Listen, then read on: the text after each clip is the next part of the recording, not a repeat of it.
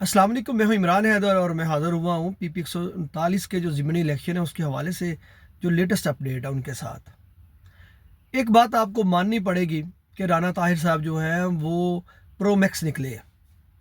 अब ये मैं क्यों कह रहा हूँ, ये मैं इसलिए कह रहा हूँ कि पीटीआई और मियां अब्दुल रऊफ साहब वो एक चीज़ के ऊपर वो अपना नरेटिव वो बना चुके थे, बल्कि वो इसके ऊपर वर्किंग भी कर रहे थे।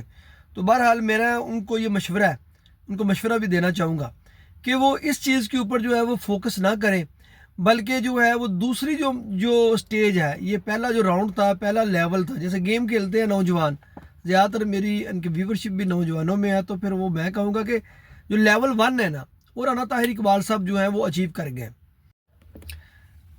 इस हवाले से राना ताहिर इकबाल जो हैं वो प्रो मैक्स निकले हैं।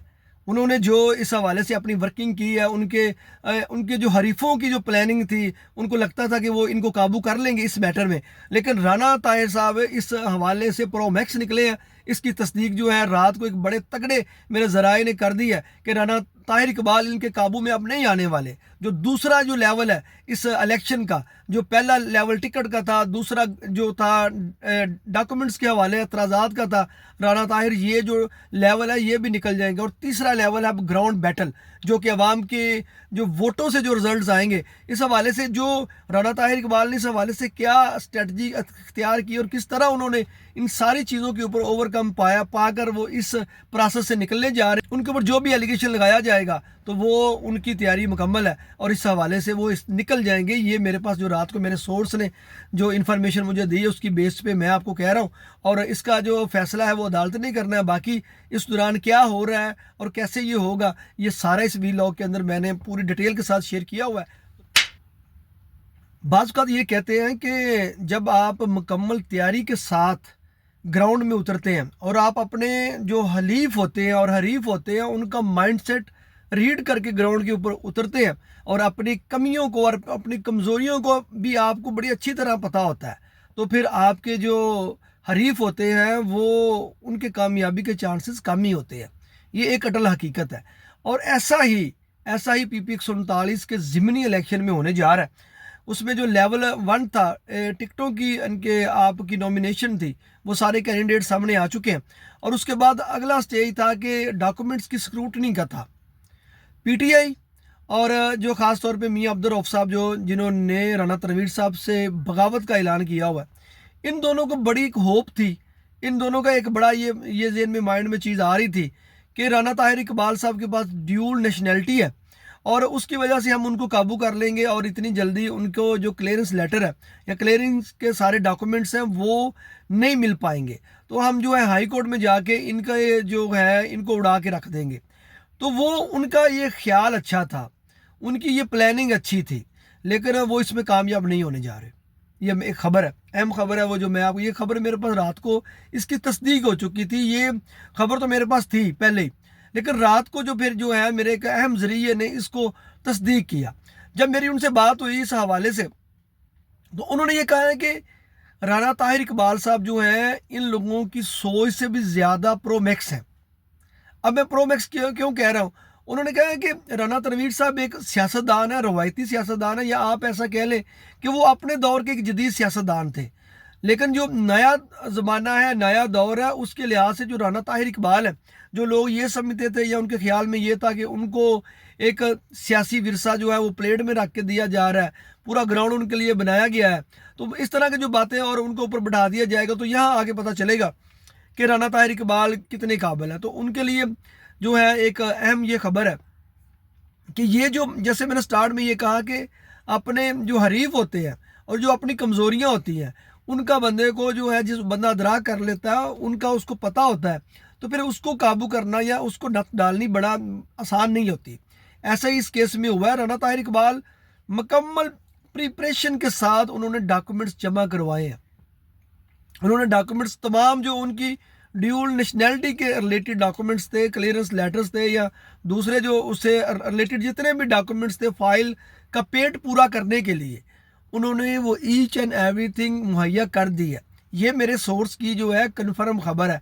और ये अब इसको तो जब कोर्ट में चैलेंज किया जाएगा, वहाँ पे जब उन डॉक्यूमेंट्स को वेरीफाई किया जाएगा, तो इसकी तस्दीक के ऊपर मोहर तब लगेगी।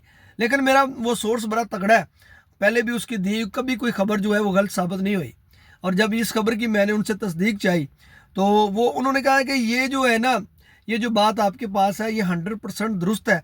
राना ताहिर इकबाल साहब के जो डॉक्यूमेंट्स हैं, डॉक्यूमेंट्स का जो लेवल है वो क्रॉस कर चुके हैं। उनकी टिकट का इबाहम ख़त्म हो चुका, टिकट पार्टी ने दे दिया। जो डॉक्यूमेंट की थी, असेसमेंट थी, तो वो वाला मामला भी उनका क्लियर होने जा रहा है। पीटीआई या मियां अब्दुल रऊफ साहब उनके ऊपर हाईकोर्ट में एतराज़ात लगाते हैं तो ड्यूल नेशनैलिटी की वजह से वो काबू नहीं आएंगे, ये कन्फर्म बात है। उसके बाद उन्होंने अपने जो असासे शो किए हुए हैं या उनको कोई ऐसा असासा निकालना पड़ेगा कि जो राना ताहिर साहब के नाम हो और वो उन्होंने डाला ना हो। तो इस हवाले से भी ये मेरी जब बात हुई है 2-3 एतराज़ात के हवाले से, उन्होंने कहा यार ये जो है ना, ये इस मामले में भी जो है ना वो काबू नहीं आएंगे। उन्होंने ये वाली भी उनकी जो उनके पास इतलात, उन्होंने कहा कि उनका ये मामला भी क्लियर है। जो आपने तीसरा पॉइंट उठाया हुआ था अकामा वाला, अकामे उनके तीन अकामे हैं। ये बात भी आप नोट कर लेंगे, राना ताहिर इकबाल साहब के पास 3 अकामे उन्होंने अब तक यूज़ किए हैं। उस मामले में भी वो अपना पाकिस्तानी रूल के मुताबिक अपना पेपर वर्क मुकम्मल कर चुके हैं। तो ये यहाँ तक जो बात है आपको समझ आ जानी चाहिए कि लेवल 1 और लेवल 2 जो है वो राना ताहिर इकबाल बड़ी आसानी के साथ जो है वो उन्होंने क्रॉस कर लिया। अब आ जाता है लेवल 3, वो आती है ग्राउंड बैटल, जहाँ पे वोटों की जंग है, जहाँ पे आपको जाके आवाम से वोट लेने हैं, जहाँ पे जाके आपको वर्किंग करनी पड़ेगी। तो यहाँ पे अपने बयानियों को, अपना टूटा हुआ वोट बैंक, अपने का रूठा हुआ वोट बैंक आपने अपनी कामयाबी की तरफ लेके जाना है, उनको वोट दिलवाने की तरफ लेके जाना है। तो वो जो जंग है वो भी शुरू हो चुकी है।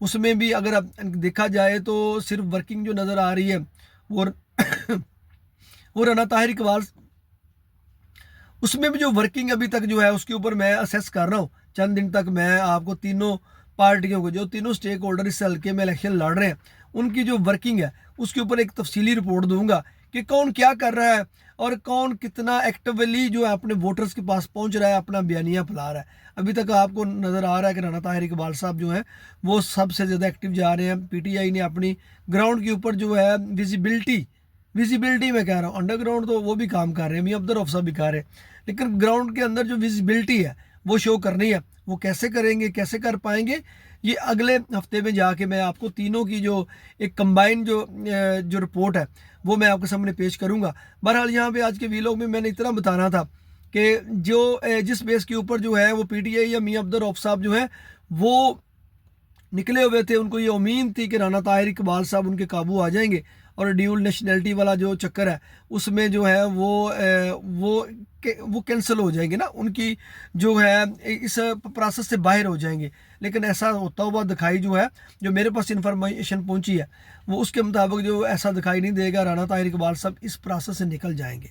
उसके बाद अगला प्रोसेस ही है वो है अवाम की अदालत और इलेक्शन डे का कंट्रोल, और वो तमाम जो मामलात जो किसी भी पार्टी को हरा सकते हैं। अगर कोई भी पार्टी वो तमाम फैक्टर्स को कंट्रोल करने में कामयाब होती है, पीटीआई जो है वो बेहतर तरीके से अपनी ग्राउंड जो है वो वर्किंग करती है, तो हो सकता है कि वो टफ टाइम देने में इस दफ़ा कामयाब हो जाए। इसमें नो डाउट कोई भी दो राय नहीं है कि पीटीआई का वोट तोड़ना बहुत मुश्किल है, पीटीआई का वोट बैंक जो है वो हिलाना बहुत मुश्किल है, इसमें कोई भी दो राय नहीं। दूसरी इस बात में भी कोई दो राय नहीं कि आप पीटीआई के मद्दे मुकाबले राना तनवीर है, और वो राना तनवीर जिसने पीटीआई की गवर्नमेंट के अंदर, पीटीआई की हुकूमत के अंदर, जब इमरान खान ने भी आके शरकपुर में जलसा किया था, जब पीटीआई के पास कैंडिडेट भी बड़ा तगड़ा था, तो वो इलेक्शन भी राना तनवीर साहब ने लूज़ नहीं किया था।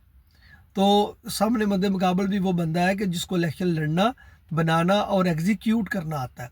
आप उसको कोई भी नाम दे लें, किस तरह भी आप उसको एक्सप्लेन कर लें, लेकिन पाकिस्तानी पॉलिटिक्स के हवाले से जो मैं बात कर रहा हूँ ना, वो अटल और हकीकत कर रहा हूँ। तो पावर्स को बाज़ वक़्त इस्तेमाल करना ही सबसे बड़ी आर्ट होती है।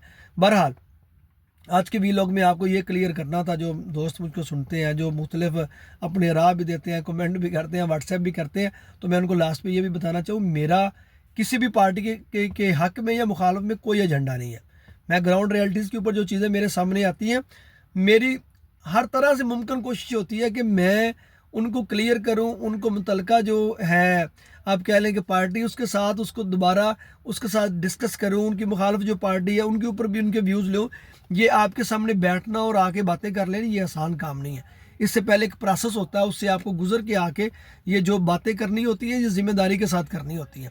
इसमें समटाइम्स हम कोशिश करते हैं कि 100% आपको एक्यूरेट इन्फॉर्मेशन और चीज़ें आप तक पहुँचाएँ। उसमें समटाइम चीज़ें इन्फॉर्मेशन में जो है, एक्सप्लेनेशन में कुछ आगे पीछे हो सकती है, वो कुछ दोस्त मुझे बता भी देते हैं और मैं उनका हमेशा शुक्रिया अदा करता हूँ, जो कि मेरी लर्निंग की वजह बनते हैं। कुछ लोगों की लर्निंग की वजह मैं बनता हूँ और कुछ लोग मेरी लर्निंग की वजह बनते हैं।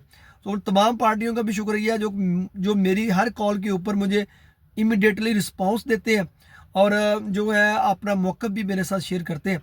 तो दूसरी बात ये है, मैं फिर अगेन ये है कि मेरा किसी पार्टी के साथ कोई ज़ाती एजेंडा नहीं है। मेरी लाइक डिसलाइक मेरे काम के ऊपर कभी भी आज तक जो है वो आपको नज़र नहीं आएगी।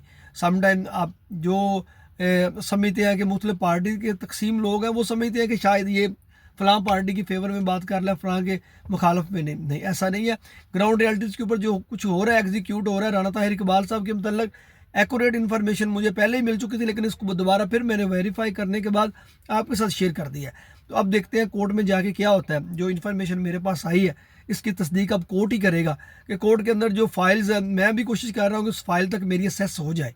मैं ये कोशिश कर रहा हूँ कि मेरी उस फाइल तक असेस हो जाए, कम से कम मैं उसको देख सकूँ।